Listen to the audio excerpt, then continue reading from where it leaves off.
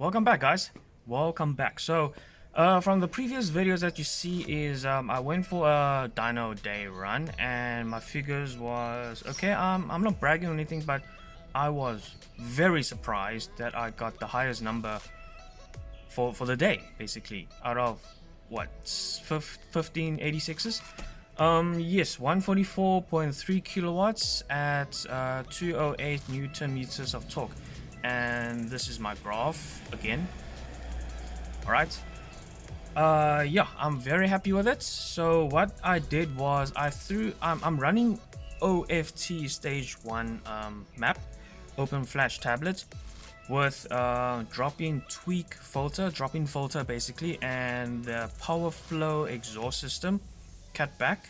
Actually no, from overpipe back. So that cat is removed. And I went for quad pipes, as you can see from the videos. You can click on the link there. And then the other thing is ethanol.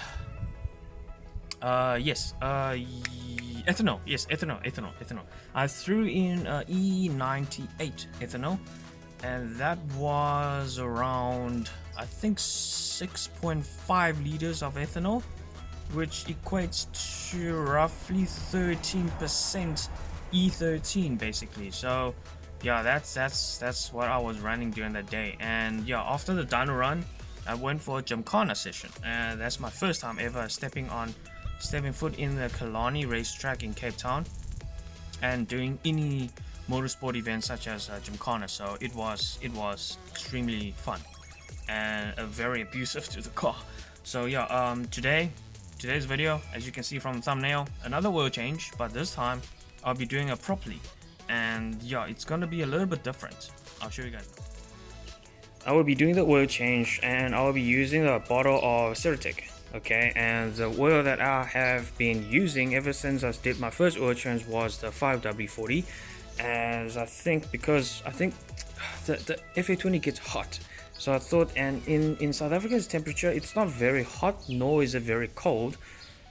5W30 will actually work, but I decided to use a slightly thicker one because if I do run quite a harsh Gymkhana session or extreme spirited driving, I'm worried the oil temp will get hot and then it's gonna make the lubrication a little bit too thin. So decided to stick with that, and I'm using that Ceratec just to keep everything happy inside.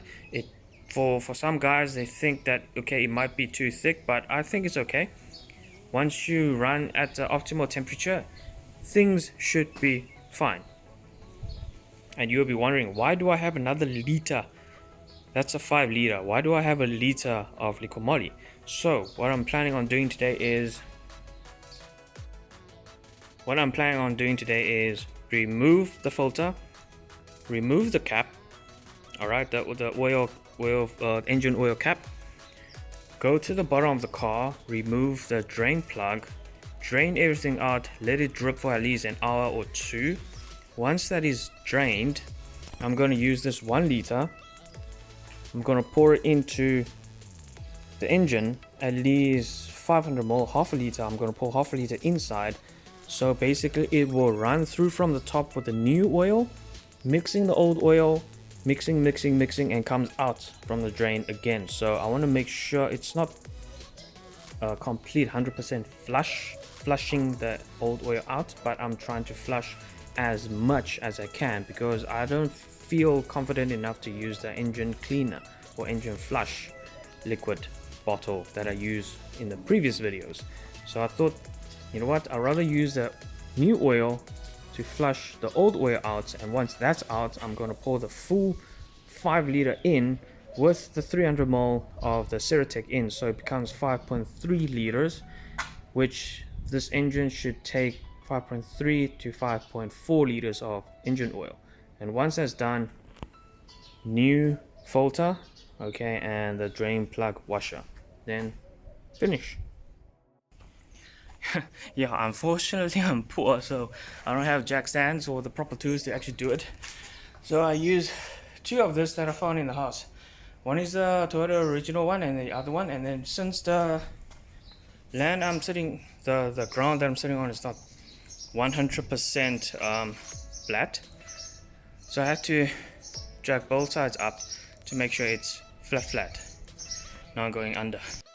And I bought this cute oil drain pan for 65 bucks. It works. If it works, it works. There we go. Did quite well. Dropped the drain bolt inside, but oh well, doesn't matter.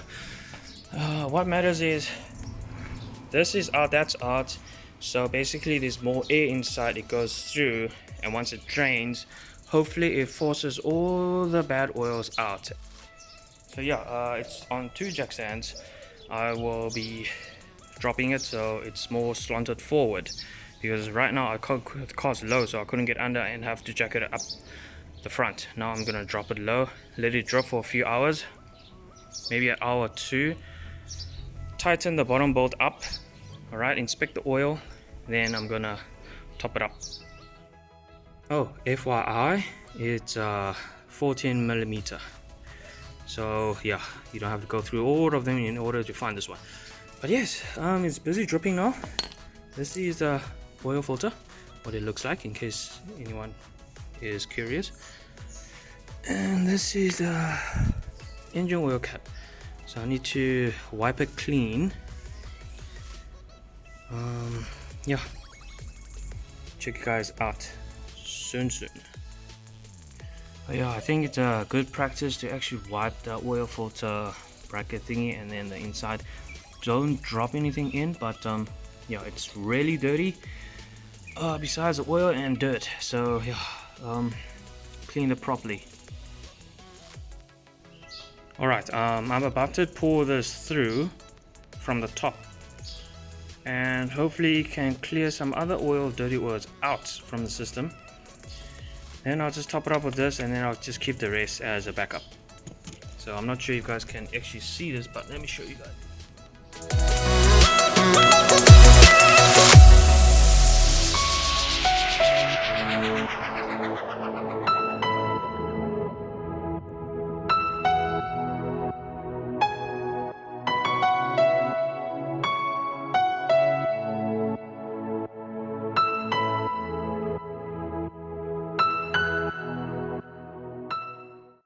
So yeah, as you guys can see just now, I pour half a liter, basically half of it, through the top, just to make sure it's all flowing through properly from the top. I know it doesn't really make sense, it's a little bit waste of oil, but it's only half a liter, and I still have this, and it's not exactly that expensive.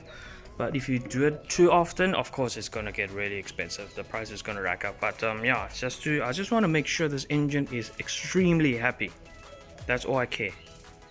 It has to be very happy with the oil, very clean. So yeah, I'll see you guys back in a bit. Yeah, it says this is an 8-liter oil drain pan, but car is only 5.5. Okay, 6 liters. This is, I pour in the 500ml, but yeah, okay. Oil seems okay. I'm gonna regret this badly, but okay, here we go. Oil seems warm and clean. Okay, there we go. Ah, found you, little bugger. Okay, that's, yeah, there it is, the plug. Yeah, now I'm just gonna replace the washer. This washer has to go, and yeah, let me put it here for now, and let's see if there's any particles.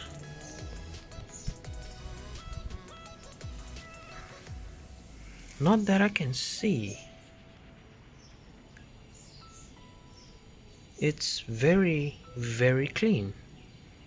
It's very clean. Yep.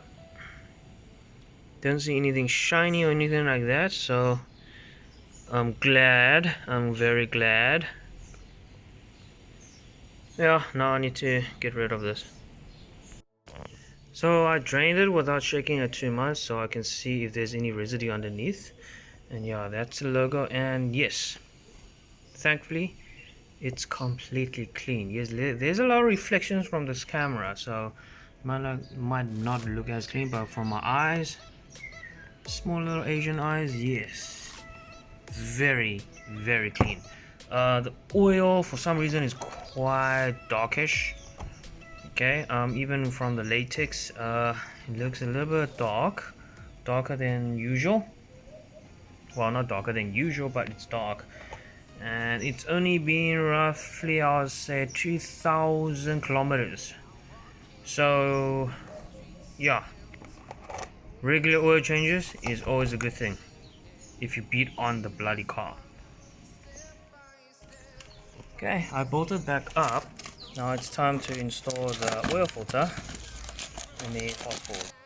Okay, there's the new Subaru oil filter, which is nice. Now we're going to remove this plastic, and good practice is to pour a little bit of oil inside this filter, rub the edges, and then screw it on. Oops, I spilled, motherfucker. But okay, I'll use this to lubricate the side. You have to lubricate it. So once you lube the inside the hole and the ring, once it's lubricated, it's time to screw it on. It's recommended to have it hand tight, not like extremely tight, but like hand tight. A lot tighter than that. Alright, that's the tightest I could go with one hand. And now feel like a dynamite, ready to explode right up in the sky. I need you to listen, I need you to hear, and don't show any fear. you could actually see the oil, the color that it came out, and the new oil that goes in. That's why oil changes are so important. It has to be done regularly, but not as often as I am. I would say every 10 or every few months if you drive a lot. It depends, but yeah. I myself am doing it between 5,000 and 7,500 Ks. Or it depends how far I've driven and to what events I went to. But if I've driven like what, 2,000 Ks and went to like Gymkhana, Dyno Day, a few breakfast runs and stuff like that, then yeah, that's when I have to do some regular changes. Okay, so basically a recap. Remove the filter, remove the cap, remove the drain plug, let it drain for as long as you can, let it drip as long as you can, and then once it's all done, what I do is I pour in some new oil in just to flush a little bit of old oil out, and then yeah. And what I realized, like I said before, the car drips better once the front is actually higher than the rear, so it's a little bit tilted, so it drips a lot better.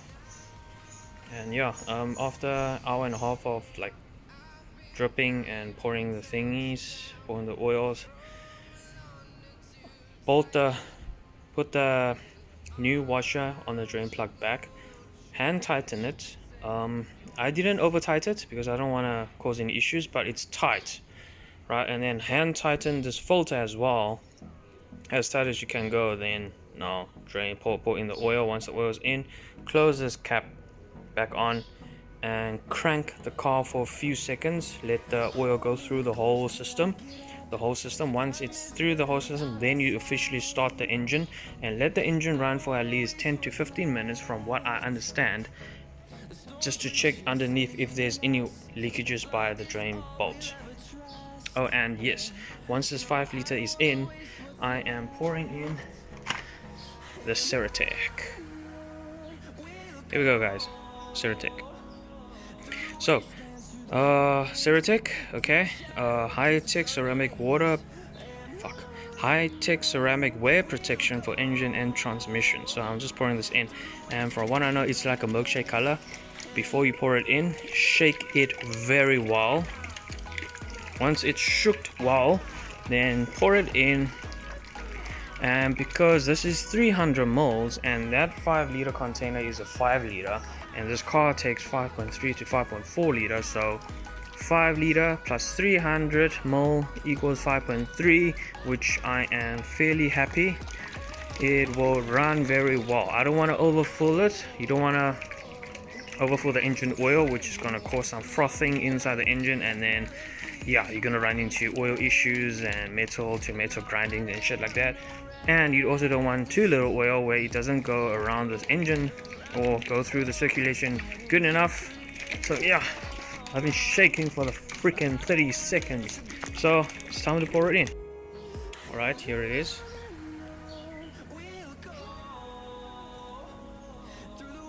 See, it's like a milkshake.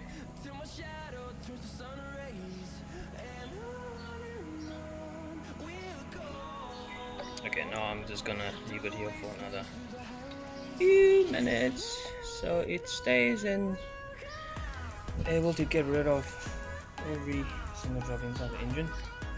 So yeah, I'll tell you guys how to crank. In case you guys don't know, this sticker on the bottle, it can be removed.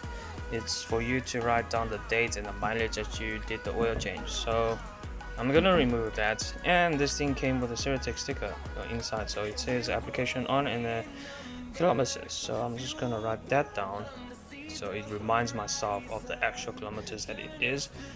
I have no idea where I'm gonna stick it. You know what? I'm gonna do something stupid. I'm gonna stick it on the bonnet. Should I? Or maybe over there. I think I'm just gonna stick it there so people can see. Alright, oil is changed, everything's done. Let me close it first. So what I'm gonna do is open it up, prime it. Okay, close everything else. To crank it, you put foot on the clutch, gas pedal or accelerator pedal to the floor, hold the engine start in, or if you have a key, crank it basically.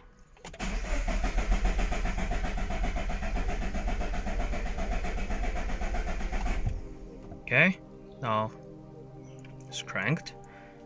I'm gonna start the car.